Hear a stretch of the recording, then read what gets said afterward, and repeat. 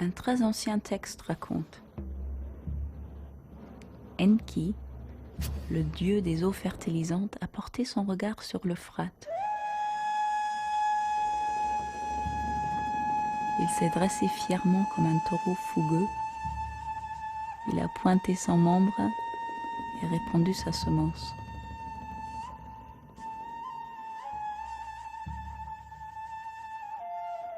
Il a rempli l'Euphrate d'une eau étincelante. Le tigre ensuite s'est soumis à lui comme à un taureau impétueux qui apporte le présent nuptial.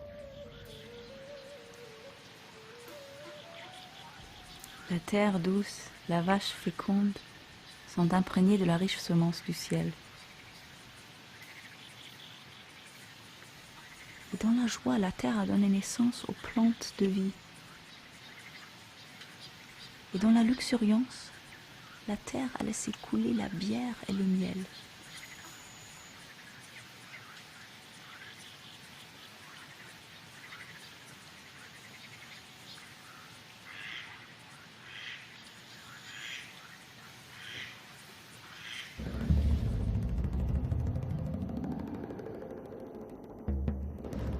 Après 3 millénaires d'existence et de rayonnement, l'antique civilisation mésopotamienne s'est enfoncée, au début de notre ère, dans les sables et l'oubli.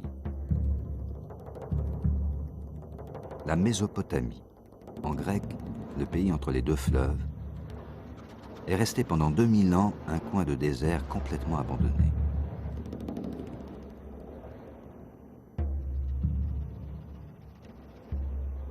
Au XIXe siècle, des savants commencent à se questionner sur la réalité historique des récits bibliques.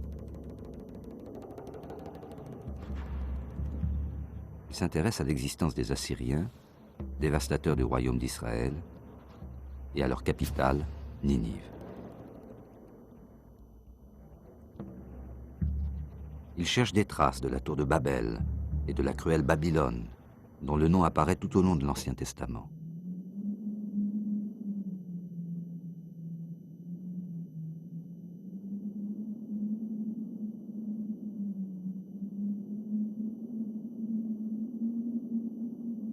La résurrection de la civilisation mésopotamienne a d'abord été l'œuvre d'érudits et de déchiffreurs.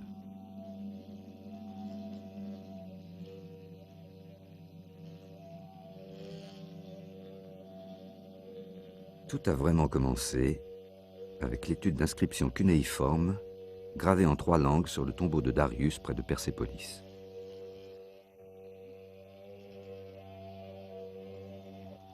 En cherchant à y repérer les noms propres des rois perses cités par les historiens grecs, en procédant par hypothèse, déduction et tâtonnement, Georges Grotefend, un professeur allemand, découvre les premières pièces d'un puzzle complexe. En 1803, il jette les bases du déchiffrement de langues totalement inconnues. On avait déjà repéré qu'une des 3 écritures cunéiformes était identique à celle gravée sur les tablettes, les briques et les cylindres rapportés par des voyageurs, et qu'elle devait être l'écriture des Assyriens et des Babyloniens.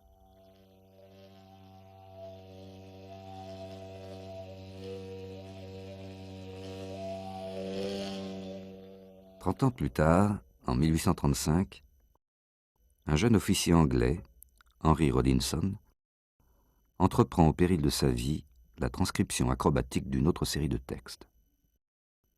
Après 12 ans d'efforts pour déchiffrer la première écriture en ancien perse, Rodinson se rend compte que la version assyrienne ne comporte pas l'alphabet auquel il s'attendait, mais un système complexe de syllabes et d'idéogrammes.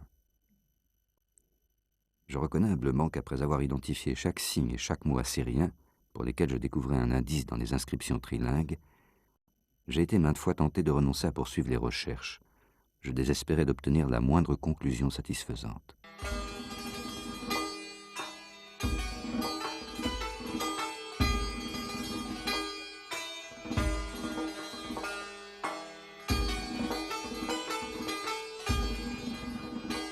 À la même époque, le consul de France à Mossoul, Paul-Émile Botta, entreprend des fouilles avec l'espoir de retrouver Ninive, la grande capitale assyrienne. Mais il ne réussit à mettre au jour que quelques briques.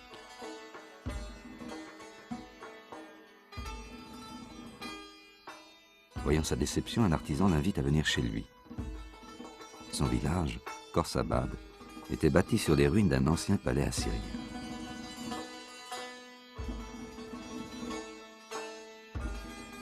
Botta note dans son journal « Je fais déblayer avec d'autant plus d'intérêt que je dois être le premier qui ait découvert des sculptures que l'on puisse rapporter à l'époque où Ninive était florissante. »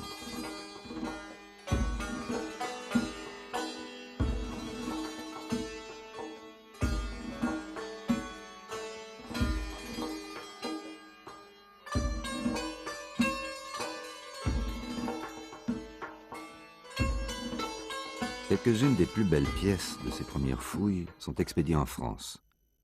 En 1847, 5 ans seulement après leur découverte, le musée du Louvre les accueille et inaugure son département assyrien.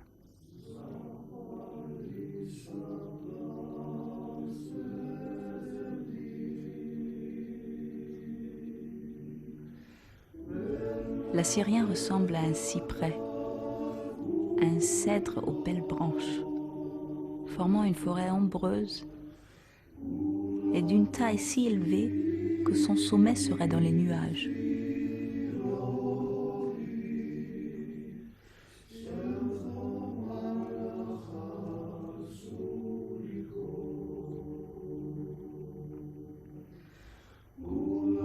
Les eaux l'ont fait grandir et ses racines s'étendent jusqu'aux grandes eaux.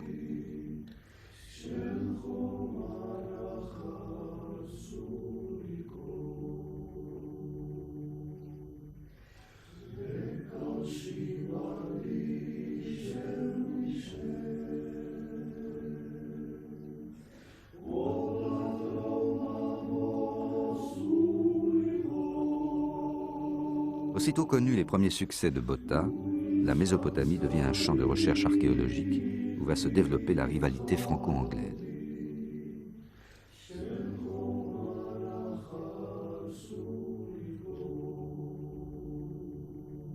Venant de Perse, un jeune aventurier anglais, Henry Layard, s'enthousiasme pour le travail de Botta. Il commence à explorer à son tour la région de Mossoul.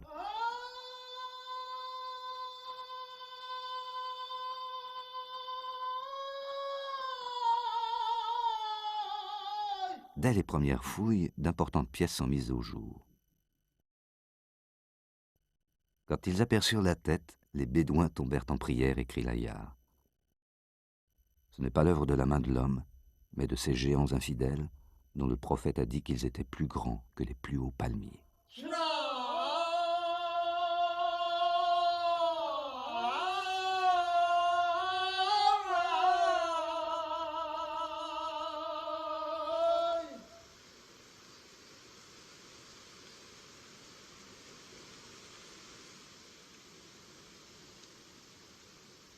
Henry Rawlinson, maintenant capable de lire l'écriture cunéiforme, rejoint Layard.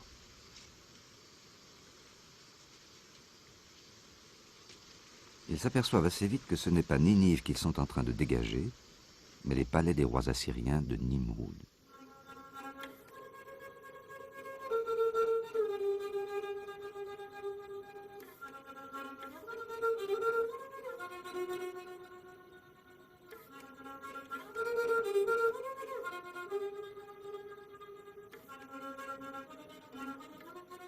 Moi, roi d'Assour et roi du monde, à l'ordre de mon Dieu et pour l'édification de mon propre palais, j'ai fait briser et extraire, à pics et à pioches, l'albâtre de la montagne.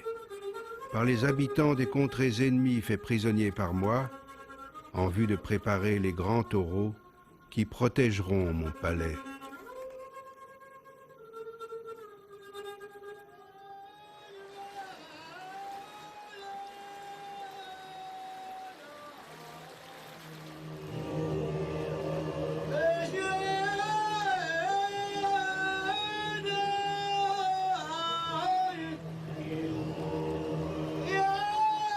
Il fallait amener le taureau jusqu'au fleuve.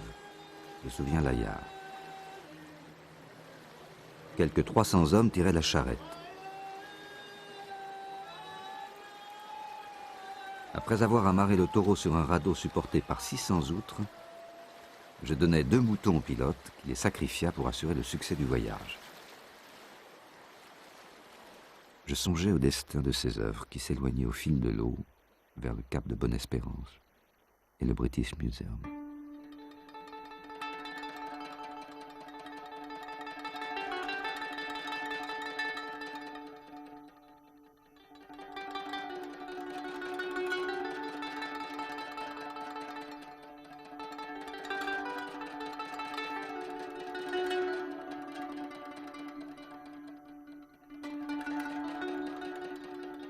En 1850, à l'emplacement même où Botta avait fait sa première tentative infructueuse, Layard trouve enfin les vestiges de la légendaire Ninive.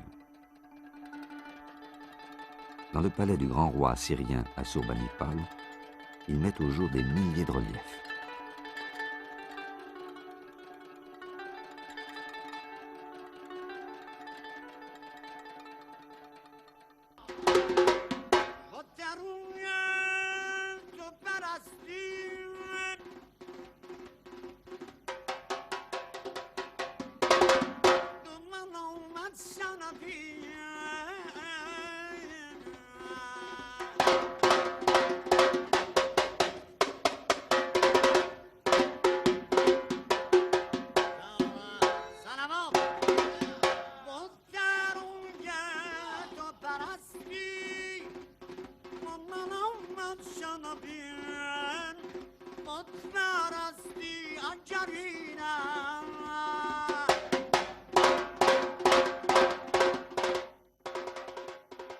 Une autre surprise exceptionnelle attend Layard. Il dégage la bibliothèque du roi Assurbanipal, renfermant près de 30 000 tablettes et morceaux de tablettes.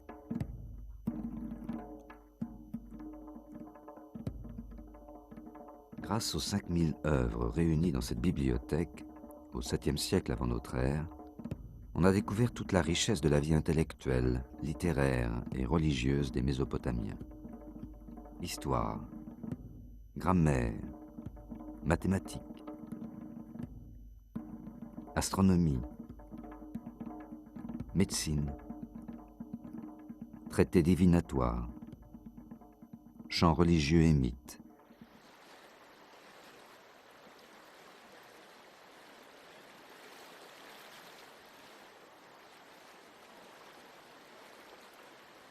Tu connais la ville de Chouroupak, au bord de l'Euphrate, vieille cité hantée par les dieux? C'est là que l'envie prie au plus grand Dieu de provoquer le déluge.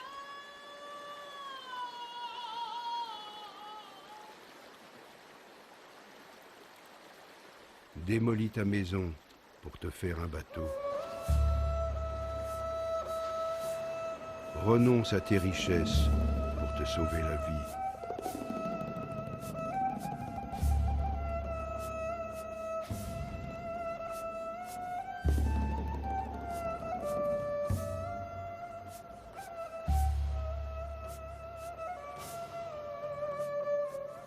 En 1872, en déchiffrant une tablette trouvée à Ninive, un des premiers assyriologues, George Smith, annonce à Londres avoir lu et traduit un récit du déluge qui recouvre parfaitement celui de l'Ancien Testament. Le retentissement de la nouvelle est considérable. La découverte de ce texte antérieur à la Bible la dépossède de son titre de premier et plus vieux livre du monde.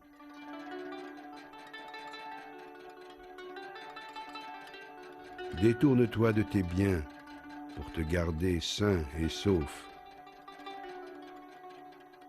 Mais embarque avec toi des spécimens de tous les êtres vivants.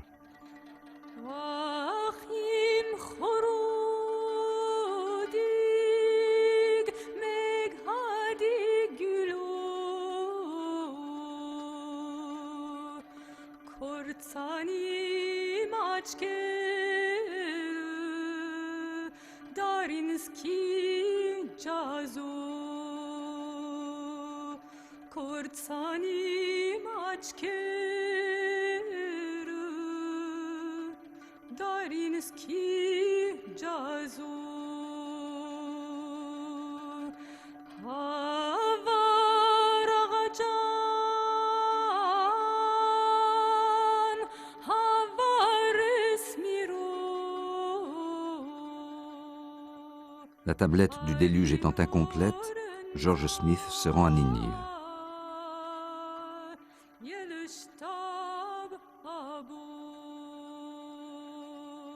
Après quelques jours de recherche, il trouve miraculeusement un autre fragment qui complète le même récit.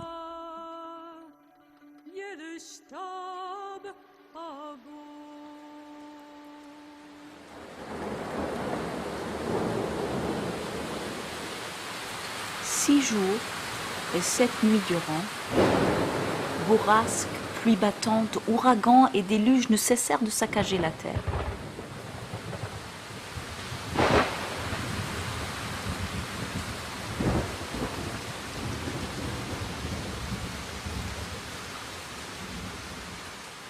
Le 7e jour, la mer se calma et s'immobilisa. Je regardais alentour. Le silence régnait. Tous les hommes avaient été retransformés en argile.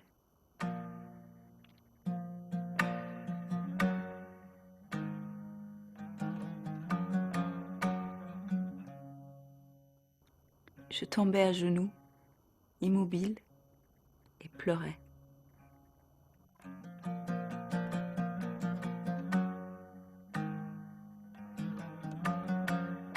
Je pris une colombe et la lâchai.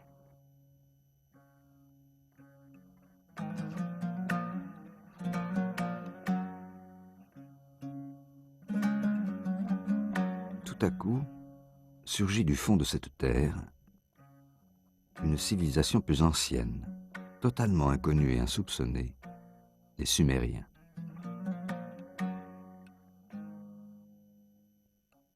En 1877, le site de Tello dans le sud du pays est découvert par Ernest de Sarzec, consul de France à Bassora. Il dégage des monuments gravés d'inscriptions, dont le graphisme est beaucoup plus archaïque que celui des écritures déjà connues.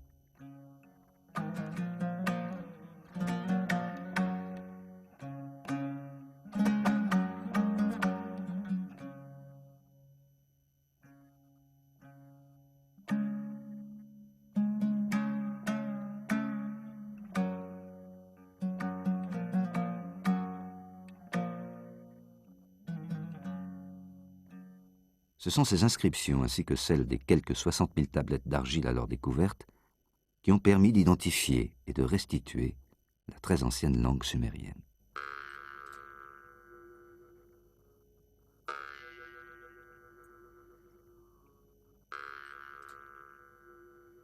Le prince Gudea fit un rêve.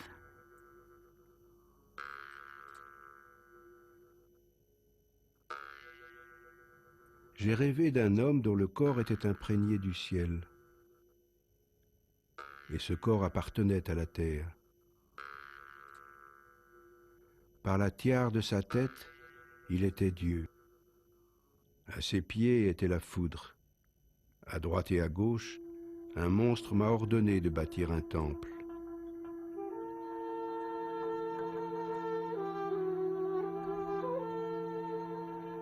Un soleil se lève sur l'univers. Une femme porte un calame de pureté et une tablette. Elle trace les lignes d'un plan.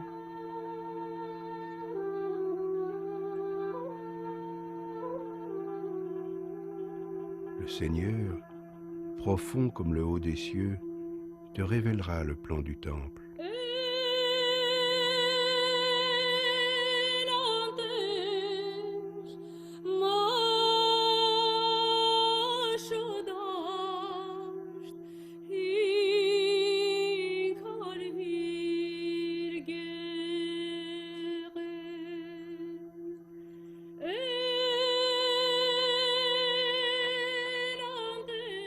Lorsque les fondations seront posées, que l'abondance arrive.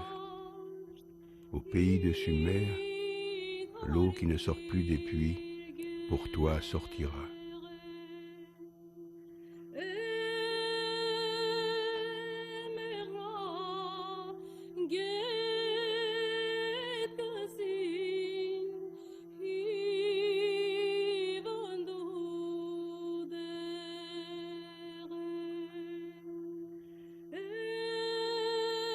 Avec ces fouilles, les archéologues franchissent les premiers pas à la rencontre d'un passé totalement perdu et inimaginable.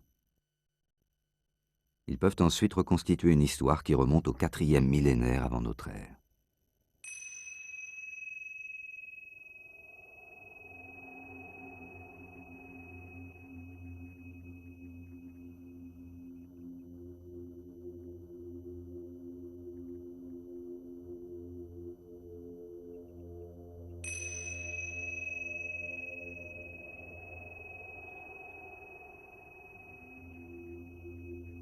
Avec la découverte de la civilisation sumérienne, l'archéologie mésopotamienne s'internationalise.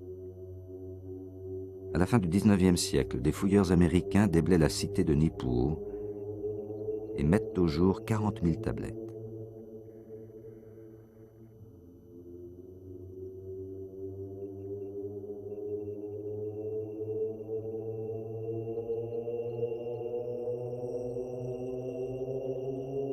Certaines de ces tablettes rapportent qu'avant la création de l'homme, la cité de Nippur était habitée par Enlil, le souverain des dieux. Le temple d'Enlil était le centre spirituel du pays de Sumer.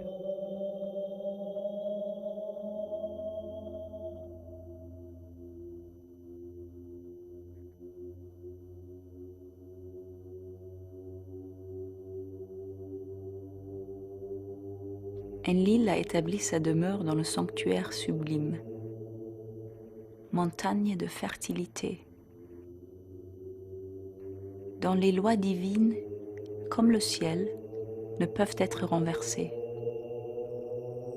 Dont les rites sacrés, comme la terre, ne peuvent être ébranlés. C'est Enlil qui a placé la couronne sacrée sur la tête du roi.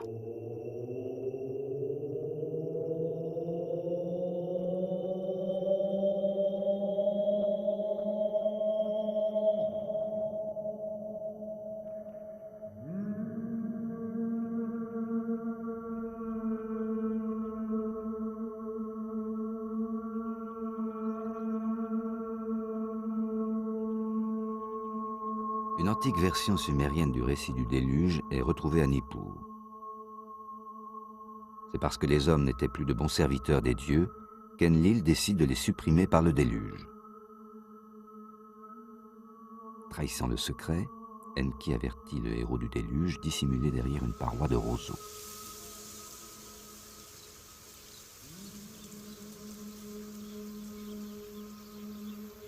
Après le retrait des eaux, il offre un festin aux dieux au sommet de la montagne.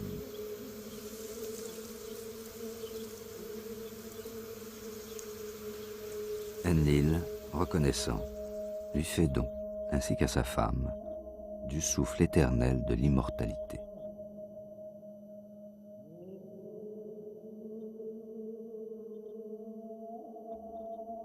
En 1913, à Uruk, le travail scientifique entrepris sous la direction de l'archéologue allemand Robert Koldewey révèle les sources de la civilisation sumérienne.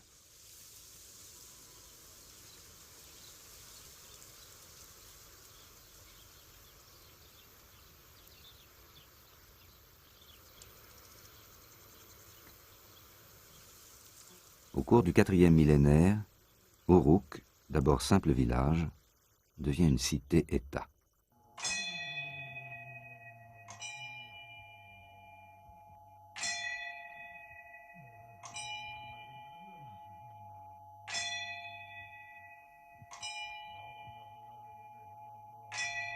La ville voit la naissance d'une architecture monumentale.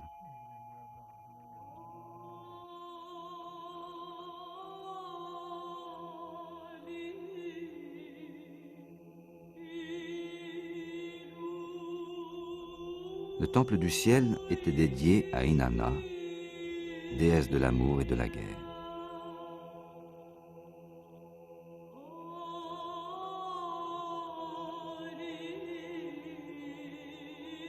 Mon temple détruit, qui sait quand il sera restauré?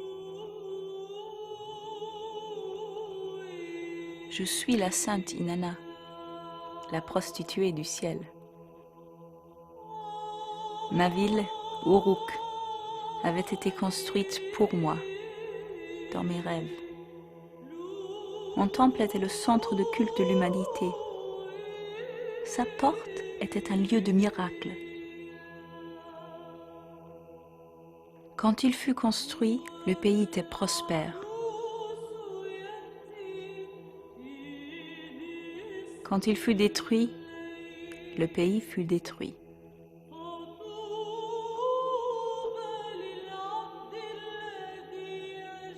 L'année nouvelle était célébrée rituellement par l'union du dieu et de son épouse, représentée par le roi et la grande prêtresse.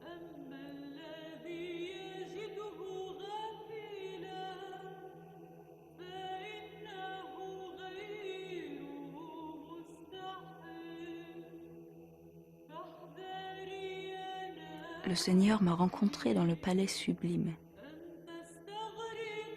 Il m'a caressé amoureusement. Et j'ai murmuré avec douceur, « Seigneur, tu es vraiment mon bien-aimé. »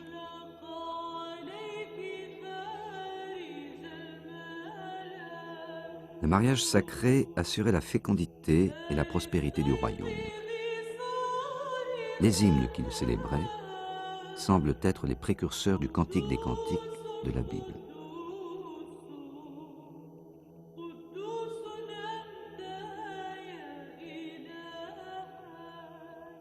C'est à Uruk qu'on a trouvé les plus anciens documents écrits. C'est ici vraisemblablement que l'écriture fut inventée il y a plus de 5000 ans par les Sumériens. L'écriture a commencé par des croquis dessinés sur l'argile pour mémoriser des actes de comptabilité.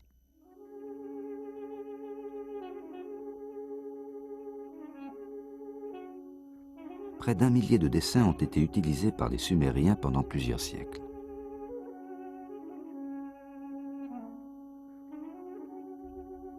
Cette écriture s'est ensuite associée au son de la langue, donnant du même coup la possibilité de transcrire le langage lui-même. Chaque croquis représentant un mot ou un son, comme dans un rébus. L'écriture s'est alors simplifiée et au milieu du 3e millénaire, elle est devenue capable d'exprimer toute la richesse du langage. Sur le plan graphique, elle s'est stylisée. Au lieu de dessiner avec une pointe, on a utilisé le calame de roseau taillé en biseau. Les courbes se sont décomposées en segments en forme de clous et de coins. En devenant abstraite, l'écriture cunéiforme s'est totalement libérée des dessins figuratifs du départ.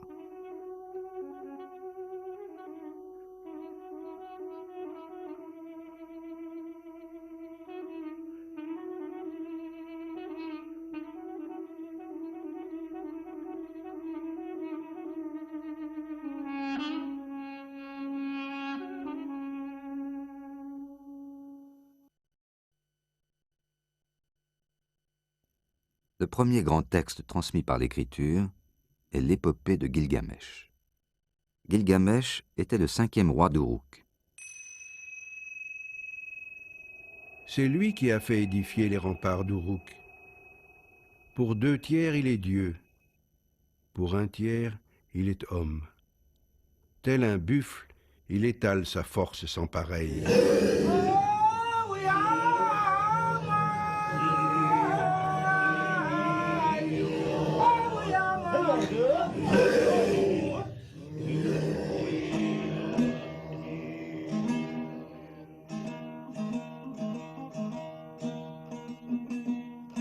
Gilgamesh accomplit de nombreux et fameux exploits avec son compagnon Enkidu.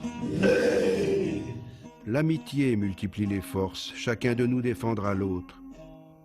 2 jeunes lions sont plus forts que leur père.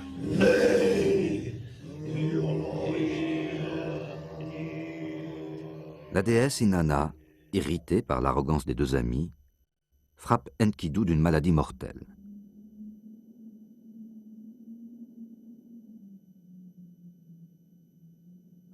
Enkidu, mon ami, est redevenu argile.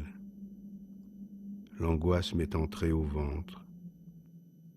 Par peur de la mort, je cours la steppe.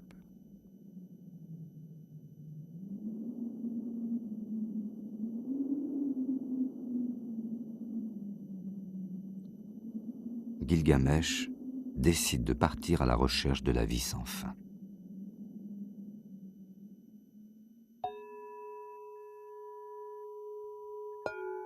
Arrivé à la montagne qui borde le monde, il se présente devant les hommes scorpions qui veillent sur le chemin du soleil.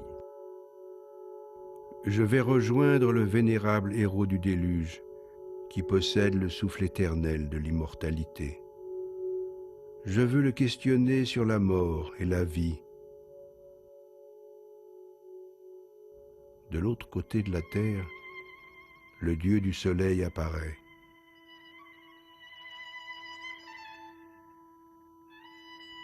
Que vagabondes-tu ainsi, Gilgamesh? La vie sans fin que tu recherches, tu ne la trouveras jamais.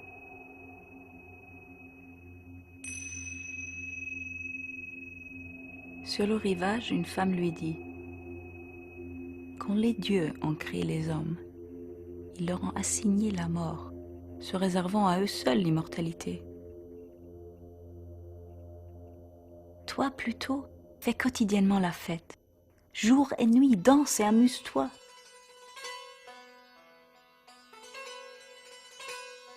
Regarde tendrement ton petit que tu tiens par la main. Fais le bonheur de ta femme, serrée contre toi. Car telle est l'unique perspective des hommes.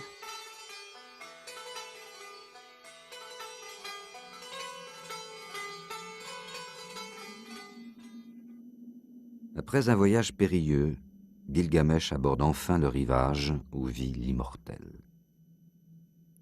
Celui-ci lui raconte l'histoire du déluge. Pour lui rappeler sa condition d'homme, il le met au défi de résister plusieurs jours au sommeil, esquisse et répétition de la mort.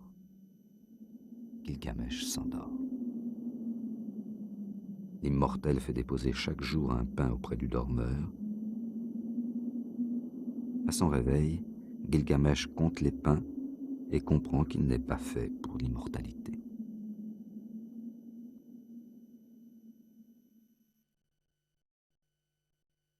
La femme de l'immortel intercède en sa faveur. Gilgamesh est venu jusqu'ici à grand-peine et fatigue. Accorde-lui quelque chose avant son départ. Je vais te révéler un mystère, un secret des dieux. Il est une plante au fond des mers qui donne une nouvelle jeunesse. Gilgamesh s'en empare, mais un serpent furtivement la lui dérobe et rajeunit à l'instant même en perdant sa vieille peau.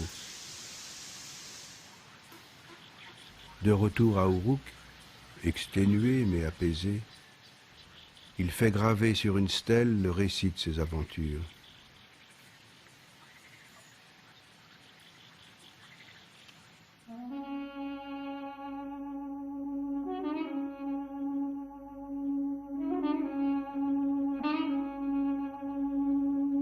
Une autre capitale sumérienne, Our, patrie d'Abraham d'après la Bible, est dégagée dans les années 20. C'est à Our que résidait le dieu Nana, maître de la lune, qui fait croître la végétation. La grande Ziggurat, montagne surnaturelle reliant le ciel à la terre, est orientée selon les 4 points cardinaux.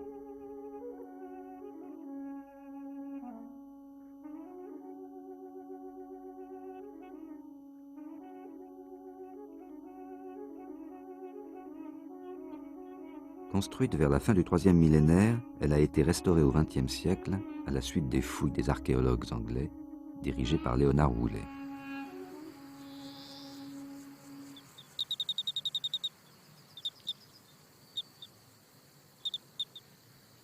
La découverte la plus spectaculaire est celle de son cimetière. Plus le cimetière d'Ur promettait d'être riche, plus se faisait sentir l'impérieuse nécessité de ne pas y toucher avant d'avoir établi une chronologie à peu près fiable. Les archéologues retrouvent couche après couche strate après strate, les jalons de l'échelle du temps.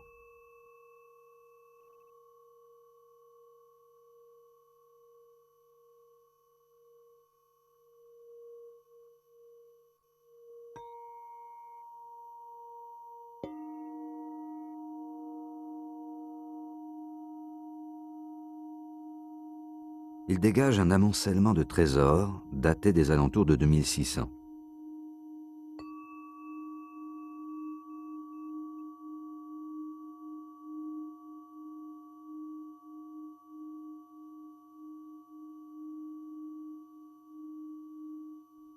Dans ce cimetière, véritable palais de la mort, ils exhument 17 tombes royales.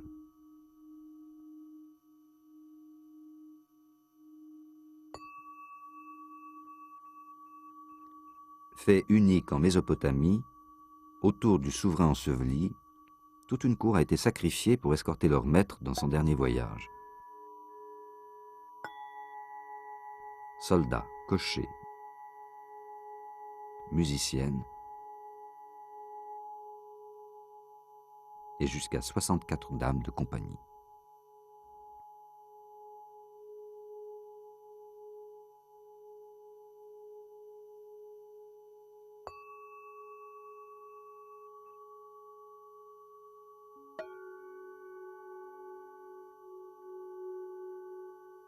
L'origine des Sumériens est inconnue.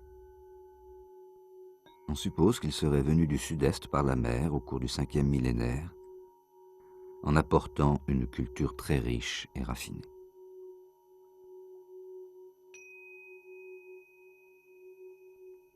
En Mésopotamie, des peuples sémites, les Akkadiens, adoptent la civilisation sumérienne. Vers la fin du 3e millénaire, les Sumériens, moins nombreux, sont totalement absorbés par les Akkadiens. La cité de Mari au nord-ouest du pays est un bel exemple de l'héritage sumérien.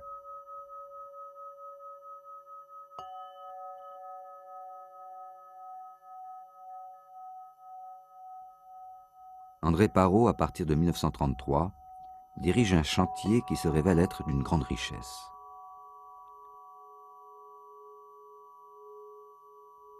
Le palais de Mari, véritable labyrinthe d'une ampleur sans pareille, était réputé en son temps pour être une merveille du monde.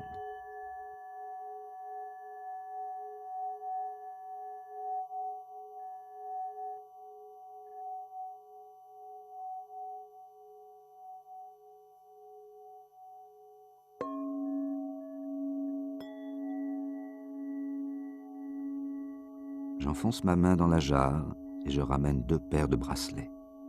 Je plonge à nouveau, ma main cette fois touche un objet plus lourd. Cela me rappelait étonnamment certaines des pièces recueillies à Our dans le cimetière royal.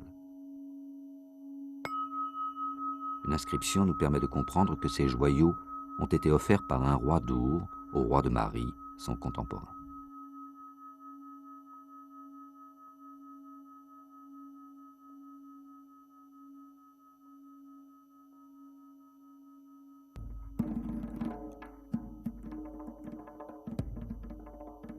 Je suis Sargon, roi d'Akkadé, le roi puissant.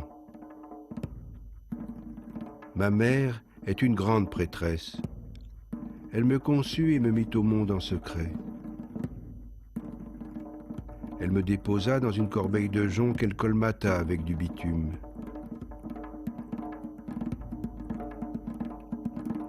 Le fleuve me porta jusqu'au puiseur d'eau. Il m'adopta comme son fils. La déesse Ishtar se prit d'amour pour moi, et c'est ainsi que pendant 56 ans j'ai exercé la royauté.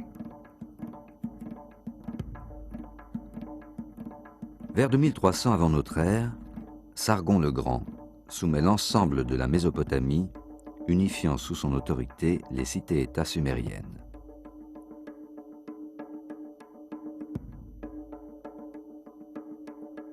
Le pays est alors devenu bilingue. Le sumérien reste la langue savante et religieuse, et l'akkadien la langue parlée.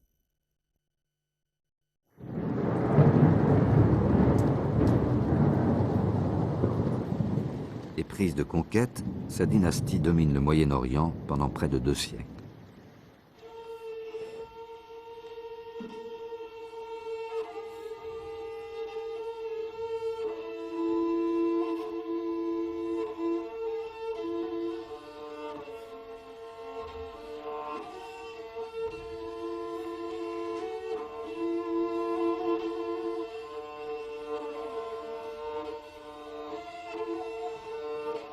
Puis s'écroule dans la ruine et l'anarchie.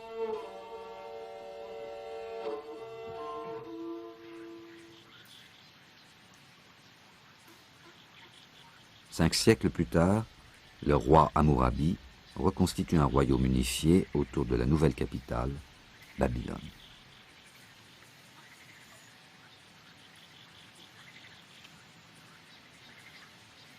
Les dieux m'ayant appelé, c'est moi, Hammurabi, le pasteur salutaire au pouvoir juste. J'ai tenu dans mes bras mes gens de Sumer et d'Akkad. Je les ai constamment gouvernés dans la paix. Que chaque citoyen opprimé vienne devant ma stèle, qu'il se la fasse lire pour y voir son cas éclairci. Si dans la suite des temps, un roi possède l'intelligence nécessaire pour garder son pays en ordre, qu'il observe ce que j'ai écrit sur cette stèle. Le Code d'Hammurabi est le document juridique le plus important que l'on possède sur la civilisation mésopotamienne. Lorsqu'une infraction était difficile à prouver, on pouvait en appeler au jugement du fleuve. Si quelqu'un est accusé sans preuve, il plongera dans le fleuve. S'il périt, sa maison reviendra à son accusateur. S'il s'en sort sain et sauf, il prendra la maison de son accusateur qui sera puni de mort.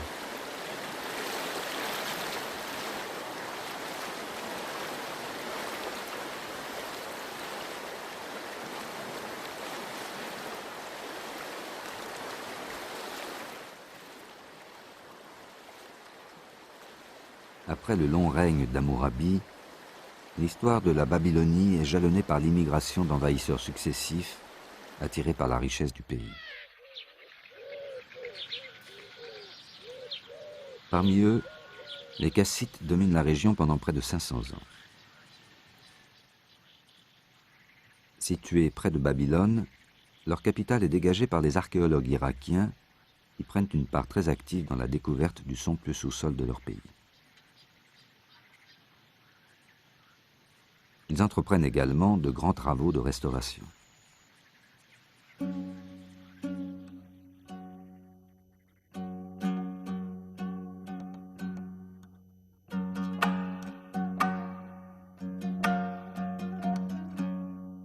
Au début du XXe siècle, les archéologues allemands s'attaquent aux vestiges de Babylone.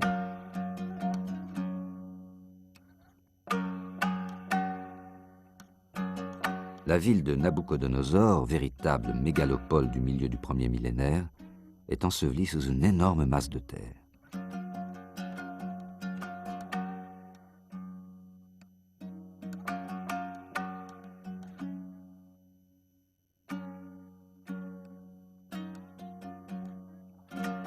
Ce chantier gigantesque a été dirigé pendant 18 ans par Robert Koldewey, qui raconte: dès le début de nos fouilles, je m'efforçais d'empêcher la spoliation de la plus célèbre cité d'Orient, voire du monde.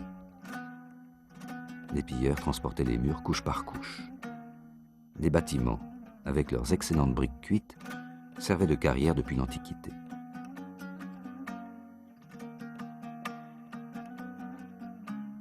Des milliers de fragments de briques émaillées sont expédiés en Allemagne pour faire revivre les fastueux monuments de la voie processionnelle au musée du Proche-Orient à Berlin.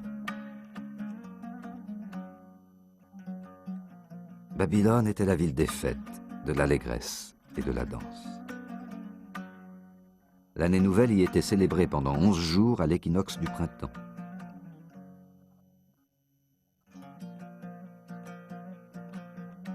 Les cortèges empruntaient la porte d'Ishtar, déesse de l'amour et de la guerre.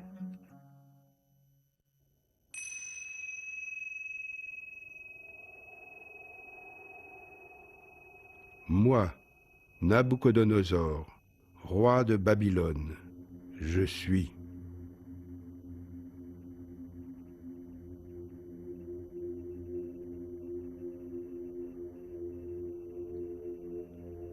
Investi par la volonté du grand dieu Marduk, j'ai dressé des taureaux indomptables et des dragons terribles que l'humanité tout entière admirera avec un profond étonnement.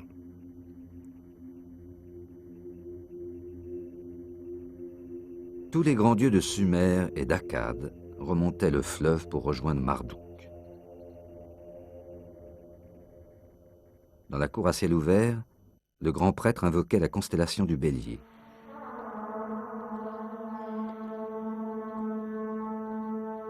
Puis il récitait le grand poème de la création du monde. Qui est sublime au ciel? Toi seul. Qui sur terre est très haut? Toi seul.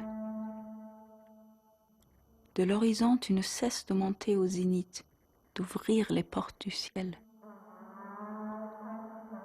La tour de Babel dominait la ville du haut de ses 90 mètres. J'ai fait construire pour les dieux la très haute maison des fêtes dont la tête rivalise avec le ciel. Je l'ai édifiée en briques cuites et bitume, solide comme une montagne.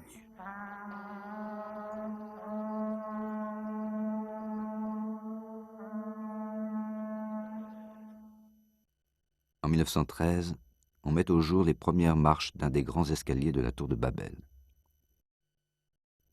Et en 1962, on dégage les restes des fondations qui n'avaient pas été emportées par les pilleurs au cours des siècles.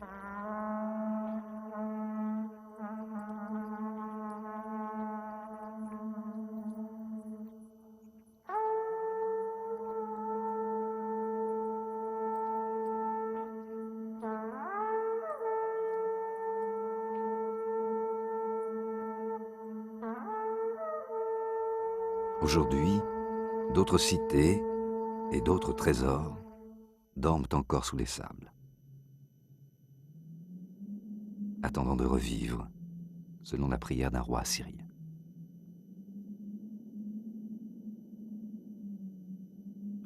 J'ai rebâti les murs en ruine du sommet à la base, et j'y ai déposé mes inscriptions monumentales et celles de mes ancêtres.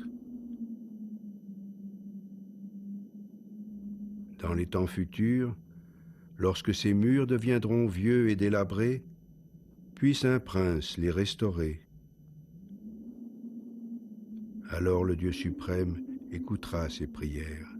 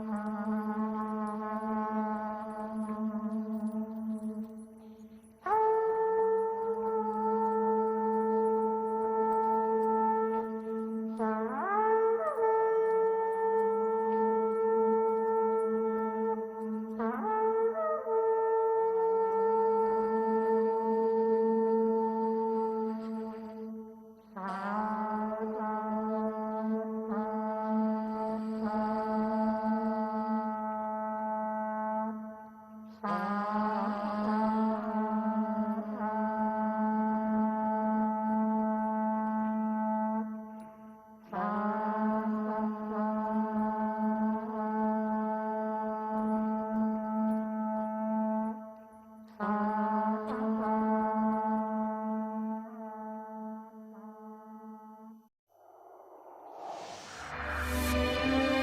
force d'avoir le nez en l'air, Galilée sentit la Terre tourner. Une découverte capitale qui mérite des explications dans un instant.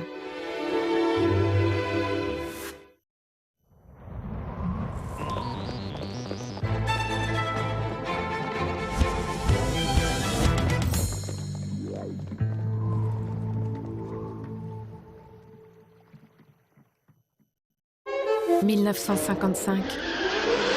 James Dean avait la fureur de vivre. À voir et à revoir, demain à 20h40 sur Arte.